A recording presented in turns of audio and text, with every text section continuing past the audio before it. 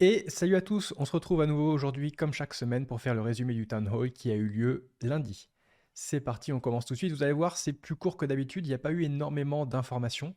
La semaine prochaine, par contre, apparemment, ça va envoyer du lourd. Donc comme d'habitude, vous aurez les liens.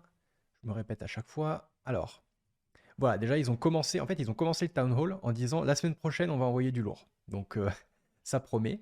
D'ailleurs, ils en ont dit un petit peu plus, je vais y revenir dans un instant. Donc ce qu'il dit, c'est qu'il y aura Yabapmat et Hardpoint, donc c'est tout. Yabapmat, en général, quand il est là, c'est lui qui est le plus technique et qui donne les plus grosses infos, les plus grosses updates, donc c'est toujours intéressant. D'ailleurs, le Town Hall sera le mardi, car le lundi, c'est un jour férié aux États-Unis apparemment. Bref, donc ils vont parler essentiellement la semaine prochaine de Rift Watchers. Donc est-ce qu'on aura le white paper? Est-ce qu'on aura un petit peu les infos sur la pre-sale? Quelle sera la carte promo? Combien de packs faudra-t-il acheter pour être garanti d'avoir une carte promo? Euh, ou que sais-je. Par exemple, combien de vouchers il faudra par pack en pre-sale? Combien de packs il y aura en pre-sale? Normalement, c'est 500 000. Est-ce qu'il faudra 1, 2, 3 vouchers par pack en pre-sale, voire plus? Voilà, on peut espérer avoir ce genre d'infos la semaine prochaine. Et il va y avoir un jeu de Tower Defense qui a déjà été annoncé en fait il y a plusieurs mois, mais apparemment il va y avoir pas mal d'infos qui vont arriver et il va y avoir une pre-sale qui pourrait arriver déjà dès le mois prochain. Donc en fait, comme ils l'ont dit, il va y avoir pas mal de choses qui vont converger vers octobre. Et c'est ce que je vous avais dit la dernière fois. C'est, à mon avis, ils vont essayer de jouer le timing et de tout sortir en même temps quasiment. Histoire de faire en sorte que le SPS monte, le DEC, enfin que tout monte. Ce qui permet de faire un gros coup marketing aussi et de faire parler d'eux en fait à l'international. Donc il pourrait y avoir d'ici octobre Rift Watchers au minimum la pre-sale. Puis je pense en octobre effectivement le full release, quoi. On pourrait très bien voir la pre-sale mi-septembre peut-être et mi-octobre le full release. Les rewards pour les nodes, ça ce serait apparemment la semaine prochaine. Splinterfest, ça c'est le 8 et 9 octobre il me semble. Le jeu de Tower Defense du coup dont on entendra parler plus la semaine prochaine. Alors un undisclosed project, donc un truc dont ils n'ont pas encore parlé, apparemment c'est un gros truc, on verra bien. Ce qu'ils n'ont pas mis aussi, ça va être les staking requirements pour le SPS, ça c'est vraiment un gros truc. Et il va y avoir aussi Genesis League Soccer. Il pourrait au minimum y avoir le white paper normalement en septembre. Donc à voir. Ça fait quand même beaucoup, beaucoup de choses. Et puis ils parleront. Alors il faut que je teste quand même. Ok, je vais checker le son de mon micro quand même. Parce que des fois il est pas reconnu. Bref, il n'est pas détecté. Donc ils donneront de plus en plus d'informations au fil des semaines. Dans les prochains town halls. Niveau marketing, oui, bon, des partenariats, voilà, voilà. Pas grand chose d'intéressant ici. Alors, ils ont parlé de Splinterfest, qu'il y aura 50 à 70 membres de l'équipe officielle de Splinterlands qui y seront, normalement. Et il va y avoir un AMA sur l'exchange Huobi. Vous savez qu'on a été listé, le SPS a été listé sur Huobi, euh, qui est un des exchanges dans le top 10 mondial. Il y a peut-être 2 semaines maintenant, 3 semaines, je sais plus. Voilà, on était listé là-dessus. Et là, il va y avoir un AMA le 31, mais en fait, c'était aujourd'hui. Donc, ça a déjà dû avoir lieu. Attends, c'est quoi ça? Autant pour moi, petit bug. Euh, 7 AM, ouais, ça a dû avoir lieu en fait, ça a déjà dû être fait. Ok pour ça. MLSP, eh ben, c'est justement Genesis League Soccer. Alors ce qu'ils disent, c'est que ça va pas être un jeu traditionnel, un jeu de cartes traditionnel où en gros on fait notre équipe et ensuite c'est un auto-battler classique, comme Splinterlands. Ce qu'ils disent, c'est qu'il va y avoir un multi-step process, donc il va y avoir plusieurs étapes. Là dans Splinterlands, en fait, il y a une étape. En gros, on choisit nos cartes, on clique sur play et c'est fait.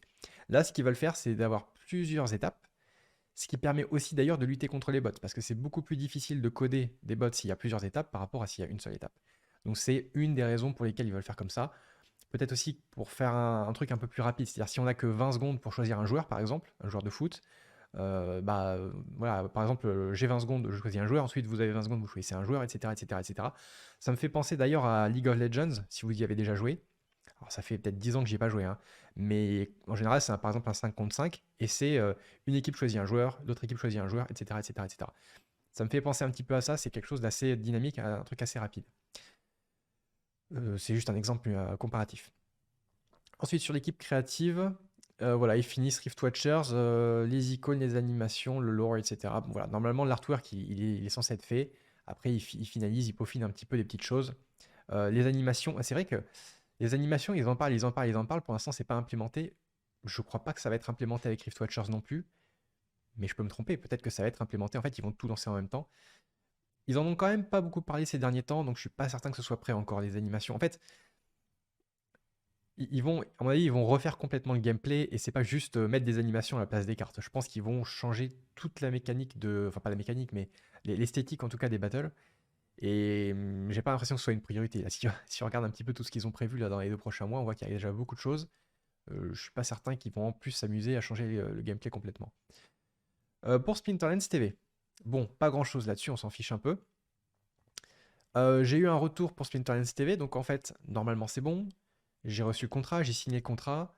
Là, il y a moins d'une heure, j'ai reçu un document sur les taxes, parce qu'ils doivent déclarer aux États-Unis, je sais pas quoi. Donc, le genre de document que j'adore lire et que j'adore remplir, donc ça va me prendre pas mal de temps, ça, mais je vais m'en occuper juste après. Et après, bah, normalement, ça devrait être bon. Donc, je vous tiendrai au courant du jour, de l'heure, etc. Je sais pas si je commence la semaine prochaine, si je commence la semaine d'après. C'est pas encore confirmé. Faut que je fasse faut que j'ai un meeting aussi avec un gars qui va m'expliquer comment setup tout ça, etc. Donc pour l'instant, on n'y est pas encore, mais ça approche quand même. Et normalement, c'est bon. Normalement, j'ai signé le contrat, tout est bon. Donc on verra, je vous tiendrai au courant. Je sais pas encore si c'est en français ou en anglais, il faudra que je demande au gars, parce que le contrat n'est pas ultra clair, je trouve. D'ailleurs, le jour et l'heure étaient même pas marqués. Donc j'ai pas bien compris quoi.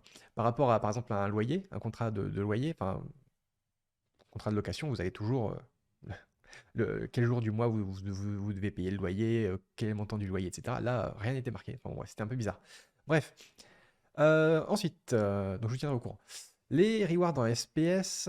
Alors oui, là, ce qu'ils ont fait, c'est qu'en fait, au début, ils se sont fait complètement spammer par des bots qui s'amusaient à claim toutes les 3 secondes, quoi, quelque chose comme ça. Voire même moins que 3 secondes, parce qu'en fait, sur la blockchain Hive, il y a des blocs toutes les 3 secondes et ils étaient même surchargés à cause de ça.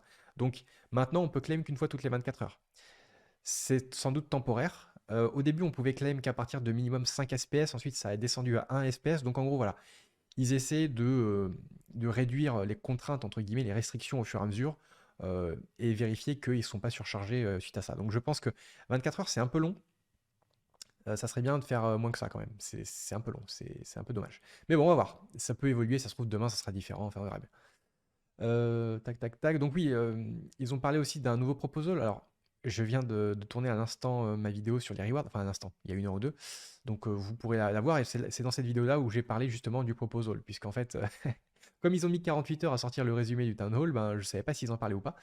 Donc voilà, ici, je vous invite à regarder la vidéo sur mes rewards de fin de saison où j'en parle un petit peu plus en détail. Je ne vais pas revenir là-dessus du coup.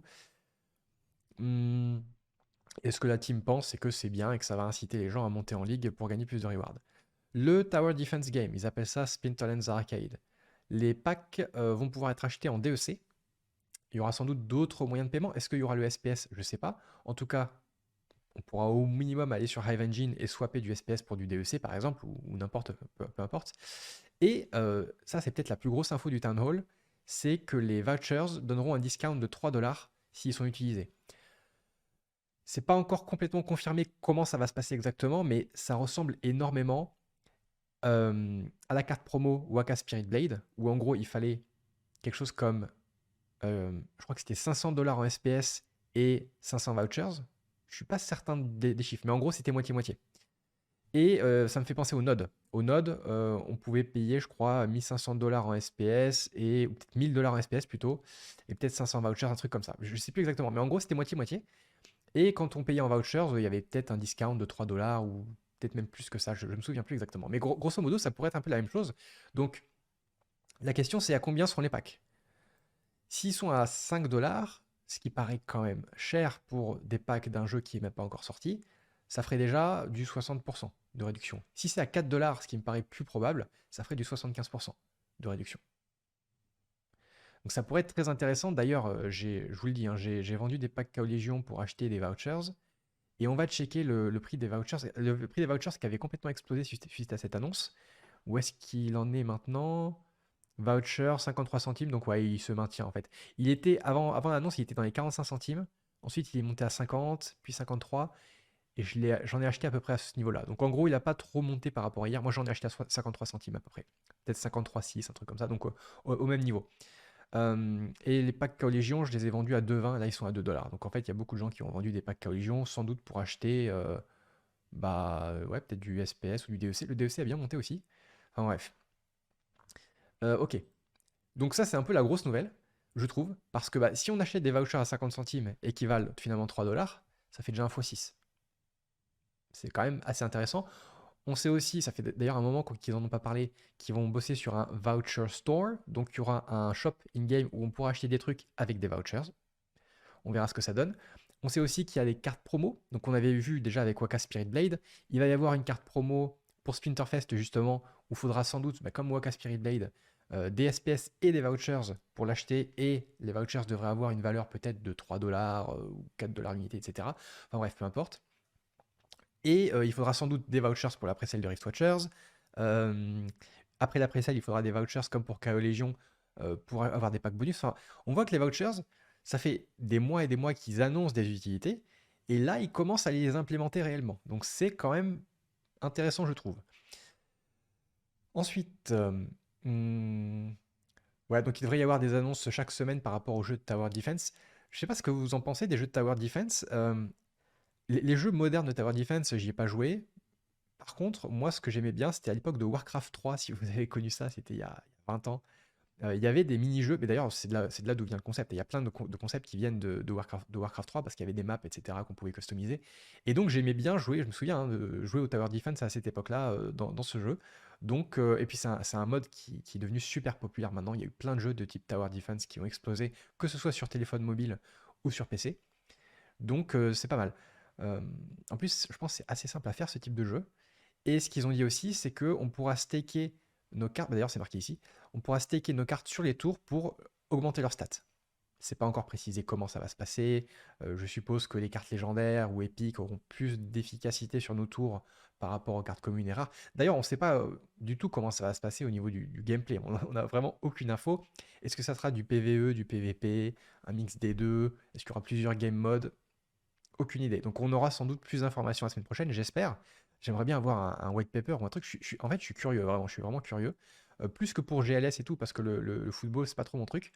Là, je pense que ce type de jeu, c'est intéressant, d'autant plus qu'encore une fois, nos cartes dans Splinterlands vont pouvoir être utilisées sur ce jeu-là. Donc il y a de l'interopérabilité, ça donne plus d'utilité aux cartes, donc potentiellement les cartes peuvent voir leur valeur augmenter. Si la valeur des cartes augmente, la valeur des packs augmente, donc KO Légion peut se vendre plus vite. Il peut se passer beaucoup de choses, ça peut vraiment accélérer pas mal les choses. D'ailleurs, en parlant de la vente des packs KO Légion, on va faire un petit tour rapide pour faire un peu le point, hein, comme toutes les semaines. On en est à 9,825 millions.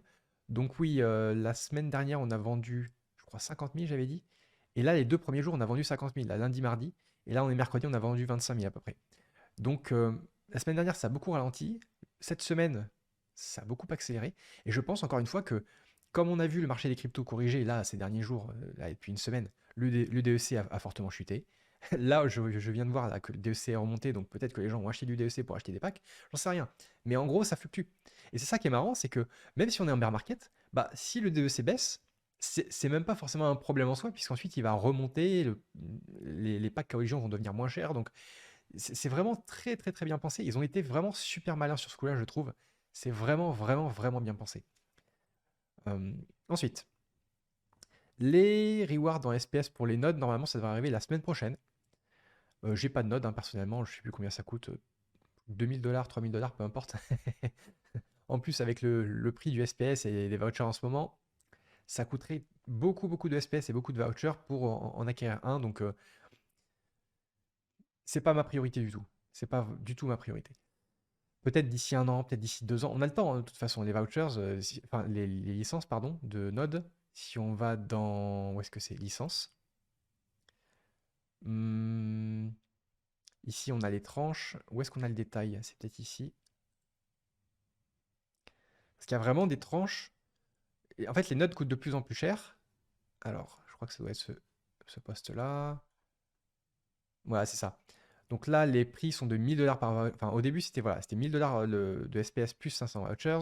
Ensuite, là, on en est là. On en est à 3000 dollars de SPS pour acheter un voucher. Et ensuite, on passera à 5000 dollars, 7500 dollars, etc. Sauf que d'ici là, peut-être que quand on sera à la tranche 2, le SPS, lui, il aura fait x3. Donc comparativement, ça coûtera moins de SPS d'en acheter à 5000 qu'à 3000. C'est un exemple arbitraire, je ne dis pas que ça va se passer comme ça. Mais plus le SPS va monter en valeur, plus les nodes vont se vendre rapidement. Et plus ça sera intéressant d'acheter un node. Si le SPS diminue, acheter un node, en fait, c'est comme vendre du SPS pour acheter un node. Et vendre du SPS aussi bas, à voir. Mais peut-être que justement, avec Rift Watchers et toutes les annonces qui vont arriver, peut-être que le SPS va monter et les nodes vont se vendre de plus en plus. Bref, c'est un autre sujet, j'ai un petit peu digressé. On va revenir là-dessus. Splinterfest, ça sera streamé. Je suppose que ce sera sur Splinterlands TV. Pas sûr, à voir.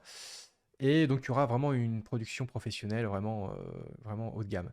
Ensuite, les High Candies. Donc, je vous avais dit, hein, c'est assez court aujourd'hui, il n'y a pas énormément de choses à dire. La semaine prochaine, par contre, accrochez-vous, je pense qu'il y aura beaucoup d'informations. Les High Candies, donc le non-card market. Donc voilà, ils ont montré un petit peu à quoi ça pourrait ressembler. Bon, voilà, l'interface a l'air un peu plus clean. On verra bien ce que ça donne. On a ça aussi. Donc là, en gros, ce serait toutes les offres en vente, un peu comme sur Hive Engine, en fait, si vous y êtes déjà allé. Sauf que par contre, c'est quand même vachement plus esthétique, évidemment. Et au moins, on reste dans le jeu, quoi. On n'a pas besoin d'aller sur un site externe. Une nouvelle ability dans Rift Watchers qui s'appellerait Fury. Alors, c'est un peu bizarre dans le sens où ça ressemble énormément à Enrage. Alors, on ne sait pas ce que Fury va faire, hein, à quoi ça va ressembler, mais ça fait deux abilities qui se ressemblent quand même énormément déjà sur l'esthétique. Donc, à voir. Je trouve que c'est assez étonnant de faire deux abilities qui se ressemblent autant esthétiquement. Je pense que ça va entraîner de la confusion. On verra bien. Mais en tout cas, je suis curieux de voir ce que ça fait. Évidemment. Un concept de Rift Watchers, donc une carte qui s'appelle Mordeus. Alors, vous allez peut-être pas voir forcément grand-chose, mais on va voir la version finalisée juste en dessous, juste ici. Donc, ce sera un monstre Fire, qui ressemble un peu à un dragon, mais en tout cas, il sera Fire, hein, c'est confirmé. Donc voilà. Un peu moins... Je le trouve un peu moins abouti que les cartes précédentes qu'on a vues de Rift Watchers. Je l'ai trouvé beaucoup plus complexe, beaucoup plus stylé, les autres. Celle-là, je la trouve plus simpliste, je sais pas. Je sais pas, je suis moins convaincu par celui-là. Enfin bon, bref, on verra bien ce que ça donne. Et je suis curieux de voir toutes les cartes quand même. Et Rift Watchers, un wallpaper. Alors, peut-être zoomer un petit peu. Donc voilà, on voit trois monstres, entre guillemets. Enfin, je sais pas si c'est ceux qui surveillent le portail ou si c'est ceux qui sortent du portail. Je connais pas trop l'histoire encore, donc à voir. Et on a fait le tour. Voilà. Donc on a fait le tour.